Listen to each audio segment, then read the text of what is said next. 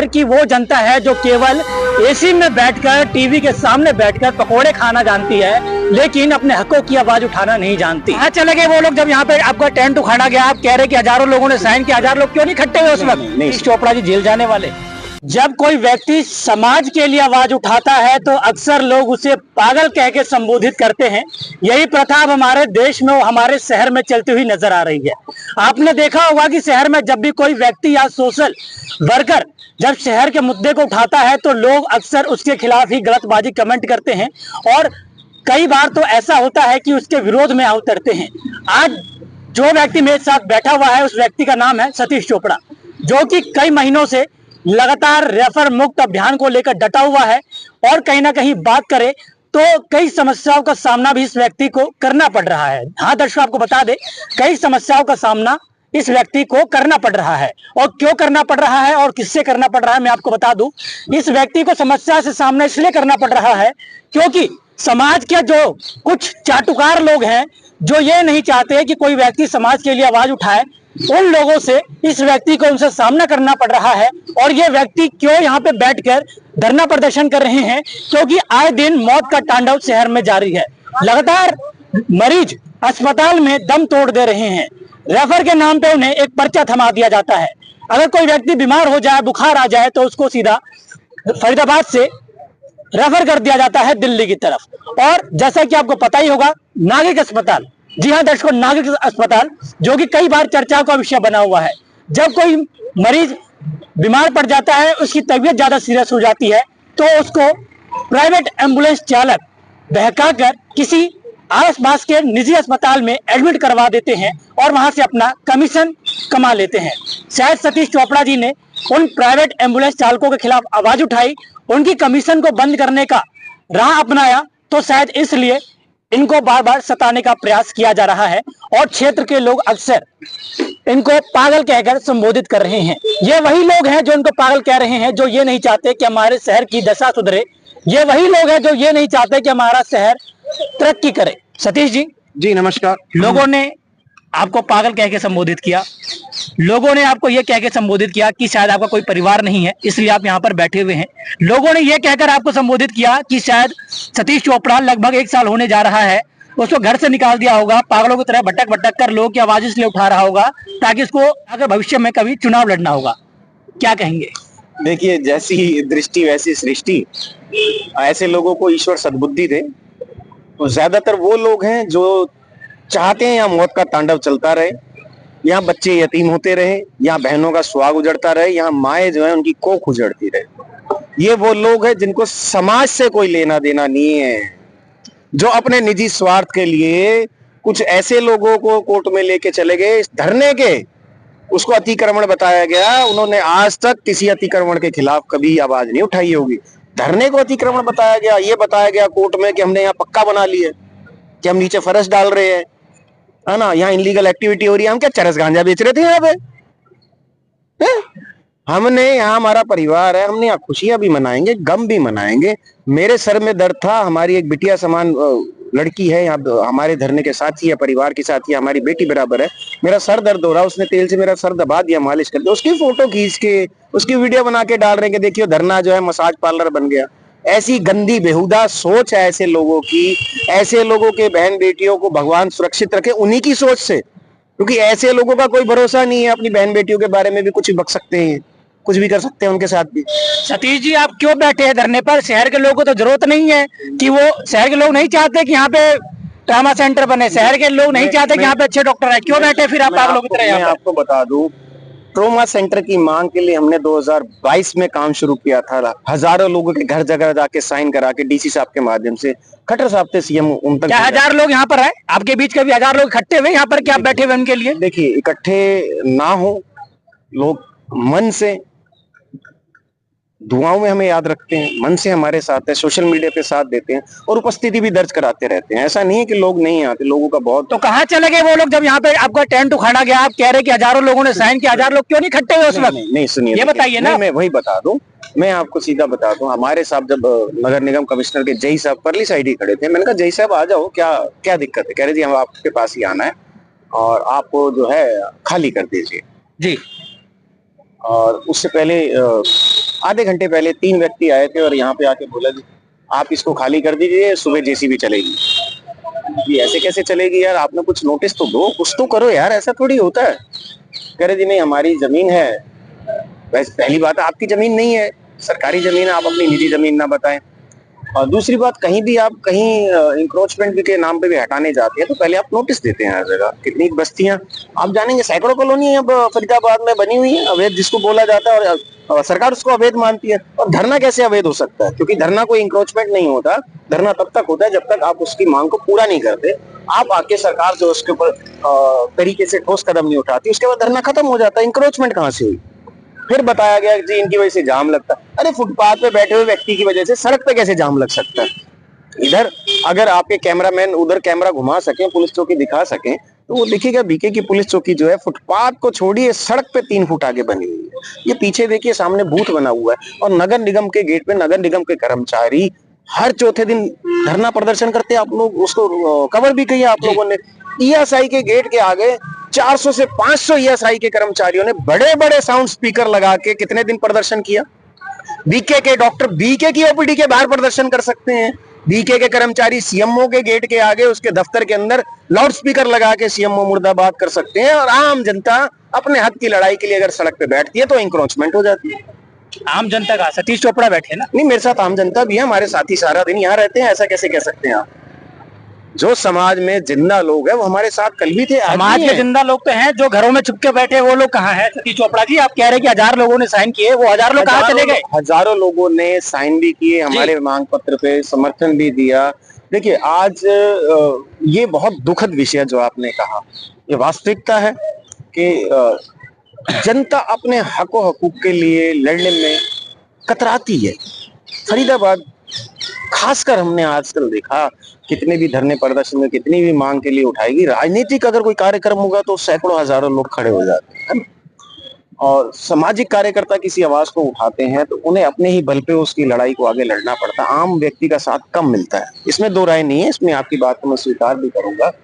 परंतु देखते हैं भविष्य में ये व्यवस्था और लोगों की सोच भी बदलेगी। लोगों को पहली बताऊं मैं आपको, भरोसा ही नहीं होता था कि एक आम आदमी बैठा, उसके साथ बैठने से कहाँ व्यवस्था बदलेगी। परंतु हमारे धरने की उपलब्धियां आप गिन नहीं सकते, इतनी उपलब्धियां प्राप्त की।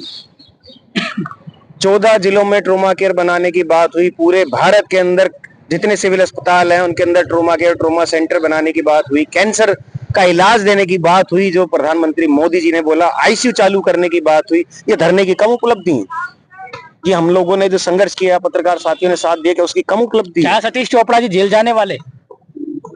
ये तो न्यायालय डिसाइड करेगा, भेज दे। आपको बता दें, शहर की वो दशा हो चुकी है कि शहर में अगर कोई व्यक्ति शहर के लिए आवाज उठाएगा तो उस व्यक्ति के ऊपर केस दर्ज कर दिया जाएगा। जी हां दर्शकों, और हमारे शहर की वो जनता है जो केवल एसी में बैठकर, टीवी के सामने बैठकर पकोड़े खाना जानती है, लेकिन अपने हकों की आवाज उठाना नहीं जानती। अगर कोई व्यक्ति उनके हकों की आवाज उठाता है तो वो जनता उस व्यक्ति के साथ भी खड़ा नहीं होती। उनको ये चाहिए कि भैया मैं बैठे बैठे सारी सुविधाएं उपलब्ध हो जाए। अगर कोई समाज सेवी किसी नेता की पोल खोल दे, नेता की भ्रष्टाचार की पोल खोल दे कि वो नेता कैसे उगाही कर रहा है, कैसे क्षेत्र पर अपना दबदबा दिखा रहा है, तो वह व्यक्ति उस नेता की नजरों में खराब हो जाता है, समाज की नजरों में खराब हो जाता है। और बात करें जब वही व्यक्ति नेता की चापलूसी करना शुरू कर दे, शहर के नेताओं की वाहवाही करना शुरू कर दे, तो वही व्यक्ति समाज में एक अच्छा ओहदे पर बैठ जाता है। जनता नहीं चाहती कि क्षेत्र में एक अच्छी अस्पताल बनकर तैयार हो, क्योंकि जनता क्या करे, महंगाई बढ़ जाए तो जनता अपने परिवार में लड़ाई कर बैठती है, लेकिन उसके में हिम्मत नहीं होती कि सरकार से सवाल जवाब करे। जब महंगाई बढ़ जाती है तो जनता में इतना दम नहीं होता कि सड़कों पे उतरे। लेकिन हाँ, अगर महंगाई बढ़ जाती है तो एक पति अपनी बीवी को जरूर डांट फटकारता है कि भैया घर में तू कम पैसे खर्च कर, क्योंकि पैसे कमाने में बहुत मेहनत लगते हैं। लेकिन उस घरवाली को और उस पति को यह समझ में नहीं आता कि महंगाई बढ़ रही है तो इसका कारण क्या है। तो शायद इसके जिम्मेदार भी शहर की जनता है। अगर शहर की जनता जागरूक नहीं हो रही तो सही मायने में इन सभी कारणों के जिम्मेदार शहर की जनता है, ना कि सतीश चोपड़ा है, ना कि समाज सेवी है। बात और कहना चाहूंगा, देखिए हमारी जो मांगे थी, जनहित की मांगे थी, जिसके अंदर सीएम साहब ने भी हमारी मांग का समर्थन किया, किशन पाल गुर्जर जी ने भी ऑन रिकॉर्ड बोला जो ये लोग बैठे हैं इनकी मांग जायज है, ट्रॉमा सेंटर बनेगा। सतीश फागना जी विधायक हैं जी। पिछले सत्र में जब बजट सत्र था तब भी बात रखी। अब जो मानसून सत्र शुरू हुआ, सबसे पहला सवाल उन्होंने फरीदाबाद को रेफर मुक्त करने का था। यही बात तो हम जनता से कह रहे हैं, बाकी विधायक क्यों नहीं उठा रहे? आप उनसे क्यों नहीं दबाव बनाते कि वो लोग भी उठाएं? क्षेत्र की सबसे बड़ी समस्या स्वास्थ्य सुविधाएं हैं, जिसकी वजह से लोग दम तोड़ रहे हैं। अगर महंगाई बढ़ जाएगी, 2 रोटी कम खा लोगे, पर इलाज कहाँ कराओगे? जी।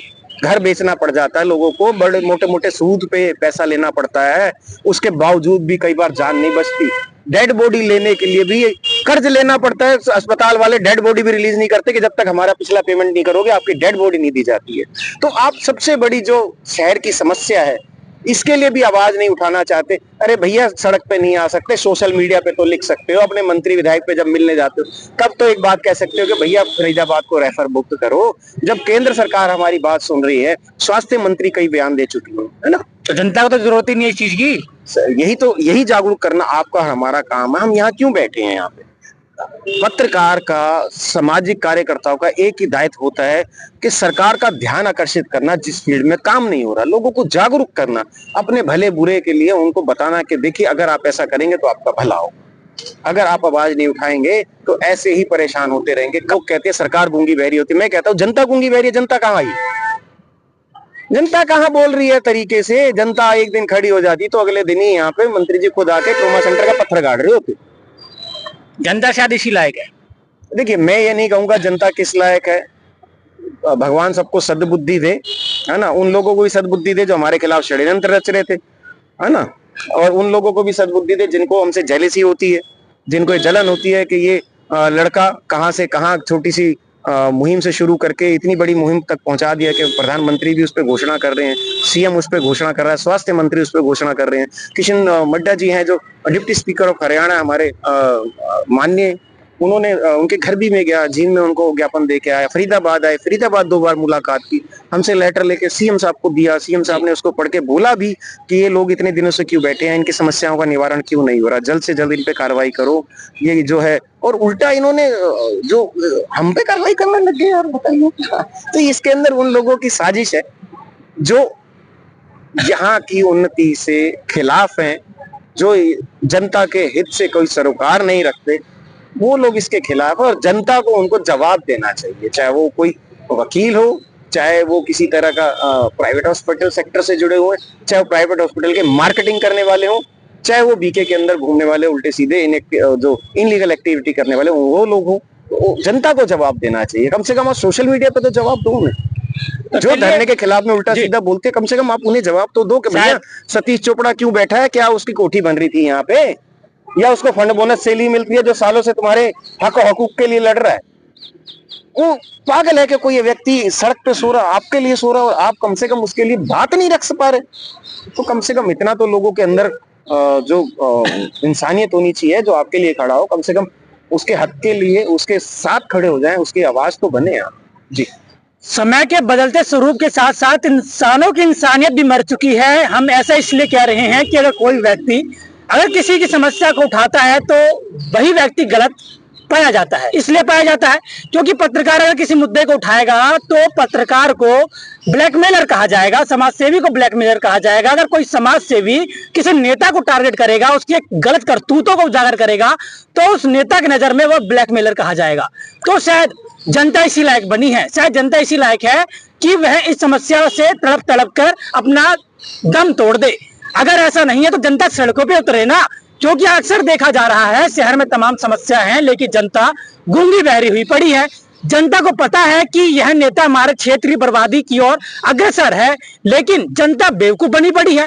जनता चाहे तो उसको साइड कर सकती है, दरकिनारा कर सकती है, लेकिन जनता को क्या मतलब है? जनता चाहती है कि हमारे क्षेत्र का विनाश हो, तो भैया खूब वोट दीजिए, मैं भी चाहता हूं।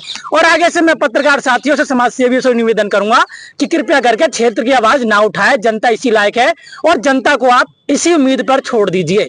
अगर उनके पेट में दर्द होगा, जब उन्हें भूख लगेगी तो खाना ढूंढ कर खाएंगे। तो वैसे ही अगर उन्हें समस्या से परेशानी होगी तो वह नगर निगम और अपने नेताओं का दरवाजा खटखटाएंगे। तो कृपया करके अपनी व्यर्थ की मेहनत करना बंद कर दे। यह मेरी अपील है समाज सेवियों से और उन पत्रकारों से जो लगातार क्षेत्र की आवाज उठाते हैं। पत्रकारों से इसलिए क्योंकि आए दिन देखा जा रहा है क्षेत्र में कोई पत्रकार अगर गलत करतूतों का पर्दाफाश करता है तो उसके खिलाफ एक गैंग बनाकर गलत मुकदमा दर्ज करवा दिया जाता है और ये गूंगी बहरी जनता तालियां बजाती हुई नजर आती है, जैसे उनके घर में कोई फंक्शन चल रहा हो। तो शायद ये खबर आपको बुरी भी लगी हो, लेकिन मुझे उससे कोई मतलब नहीं है। अगर आप मेरे चैनल को देखना पसंद नहीं करते तो अनफॉलो कीजिए और अपने घर में बिस्तर तान कर सो जाइए। मेरे को भी आपसे कोई फर्क नहीं पड़ता। आप समस्या से परेशान रहिए, चाहे आप समस्या से निपटारा कीजिए। जय श्री राम।